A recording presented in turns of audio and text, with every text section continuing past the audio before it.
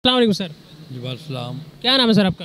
शहजाद सुल्तानी। सुल्तानी साहब, अभी इलेक्शन आने वाले, सिर्फ एक मंथ रह गया है, आप वोट किसको देंगे? वोट हमने जी फैसला नहीं किया, जब इन टाइम आएंगे देखेंगे, जो अच्छा आदमी काम करेगा हम उसके साथ हैं, उसकी सपोर्ट करेंगे। शुरू से हम सपोर्ट करते हैं, पाकिस्तान के इस्तेकाम के लिए जो भी काम करेगा तो हम उसके साथ हैं। फिर भी माशाल्लाह आप सीनियर सिटीज़न हैं, आप बेहतर जानते हैं कौन बेहतर है पाकिस्तान के लिए, कौन सा लीडर बेहतर है?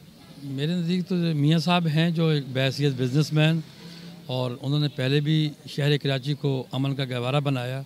हमारी तमाम तवानाइयाँ फ़ौज के साथ हैं, हम उनके सपोर्टर हैं और मियाँ साहब के साथ हैं। किसी हम लसानी जमात के साथ नहीं है, किसी मजहबी जमात के साथ नहीं है। जो भी सच्चा सुच्चा काम करेगा हम उसके साथ हैं। तो मुझे उम्मीद नज़र आ रही है कि मियाँ साहब अभी पूरे मुल्क में लीड करेंगे, क्यों कि बहैसियत बिजनेसमैन के उन्होंने हर चीज़ को इस्टेब्लिश किया। आपके सखर में, पंजाब से सखर तक उन्होंने मोटरवे बनाया, सखर से आके कराची तक मोटरवे नहीं बना। गाड़ियाँ रास्ते में लुटती हैं और बस 10 मामला होते हैं सिक्योरिटी के मसले थे। तब वो मियाँ साहब ने कह दिया है कि हम ये मोटरवे बनाएंगे सखर से आगे भी कराची तक।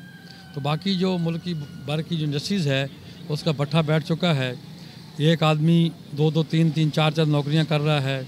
महंगाई का ग्राफ बहुत अप हुआ है। तो ये महंगाई कंट्रोल प्रोग्राम हुकूमत वक्त को शुरू करना चाहिए था। जब इमरान खान की हुकूमत आई थी, सबसे पहले मैंने उनको यही एक तजवीज़ दी थी कि आप महंगाई कंट्रोल प्रोग्राम शुरू करें, ठीक है। उसमें मुकम्मल तौर पे अमल पैरा लोग नहीं हुए। अभी मियाँ साहब भी आते हैं, हमारे उनसे भी एक यही रिक्वेस्ट होगी कि महंगाई कंट्रोल प्रोग्राम शुरू किया जाए, ठीक है, ना कि लोगों को बेकारी बनाया जाए। अब लोग दस्तरखान जगह जगह खुल के हैं चप्पे चप्पे पे, और जो लोग काम काज नहीं कर रहे वो लोग जाके लंगर की रोटियां वहाँ खा रहे हैं, एहसास प्रोग्राम के वहाँ जाके बैठ के खा रहे हैं, काम नहीं कर रहे, लोगों को पैसे मिल रहे हैं, तो लोग हाड हराम हो गए हैं। हमारी इंडस्ट्री अगर कामयाब होगी, फले फूलेगी, काम चलेगा, तो लोग ना तो मुल्क भर से 15 से 20 लाख लोग 2023 में बैरून मुल्क गए हैं। उसमें यंग लड़कियाँ हैं, लड़के हैं और हुनरमंद तबका गया है। हमारे साथी दोस्त काफ़ी गए हैं, कोई कनाडा में, कोई अमेरिका में, कोई कहीं किसी मुल्क में उन्होंने सफ़र किया है रोज़गार की खातर। अगर यहाँ हमारे मुल्क में रोज़गार होता, वो अपने प्यारे वतन को खैराबाद क्यों कहते? मियाँ साहब की तो पहले भी बहुत बार जो है ना इलेक्शन जीत चुके हैं और वज़ीर आज़म भी रहे हैं, तो उन्होंने पहले क्यों नहीं किया? पहले बहुत काम किए हैं। कराची में आज जो हम बैठे हैं एक कोयटा नाबी होटल पे, तो ये मैं कहता हूँ कि उनको, जनरल रहीज़ को भी मेरा सलूट और सलाम है, मियाँ साहब को भी। उन्होंने शहर को अमन का गहवारा बनाया। पहले आप इस तरह नहीं बैठ सकते थे, जैसे हम अभी चाय पी रहे हैं, खाना खा रहे हैं, नाश्ता कर रहे हैं, आप मेरा रोड स्ट्रीट के ऊपर आप मेरा इंटरव्यू ले रहे हैं, मेरे से बात कर रहे हैं। तो पहले ऐसा मामला नहीं था। ये पिछले 4-5 साल से ना हड़तालें हो रही हैं, ना कुछ हो रही हैं। पहले अगर कोई बिल्ली का बच्चा भी मर जाता था, कुत्ते का बच्चा दूर की बात है, तो एक इशारे पे शहर बंद होता था। लोग यहाँ से मूव होकर चले गए हैं, पंजाब वापस गए हैं, फैसलाबाद हमारे अजीज़ व अकार लाहौर गए हैं, फैसलाबाद गए हैं सनतकार, कुछ लोग बैरून मुल्क चले गए। आज तक उनकी फैक्ट्रियाँ, मिलें, कारखाने बंद पड़ी हैं, घर बंद पड़े हैं, वीरान पड़े हैं, बच्चों की शादी नहीं हुई।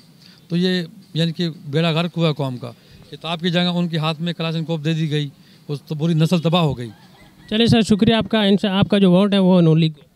हाँ, इंशाअल्लाह ये ज़रूरी नहीं है, कोई अच्छी पार्टी अगर आ गई, जमात इस्लामी से भी हमारी उनसीयत है, वो भी अच्छा काम शहर में कर रहे हैं, हाफिज नईम साहब, तो ये ज़रूरी नहीं है, वक्त हालात के ऊपर है। लेकिन आप जो वज़ीर आज़म बना, उनसे उम्मीद ये रखते हैं कि पाकिस्तान का हाल जो है ना वो बेहतर बनाए इंशाअल्लाह। लेकिन ये खूनी इलेक्शन में नज़र आ रहा है, जिसमें ये कोई एक पार्टी हुकूमत नहीं बना सकेगी।